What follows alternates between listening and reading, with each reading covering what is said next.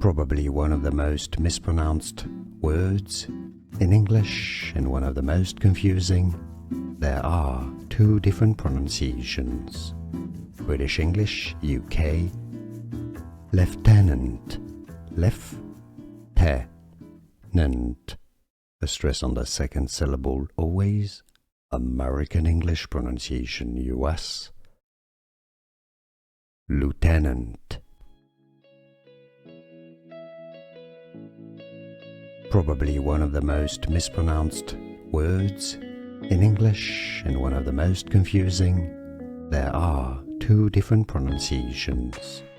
British English, UK, lieutenant, left-tenant, a stress on the second syllable always. American English pronunciation, US, lieutenant. Here are more videos on how to pronounce more confusing words and names too many mispronounced. Like this video if you found it useful. I appreciate your support. I'll see you soon and thanks for watching.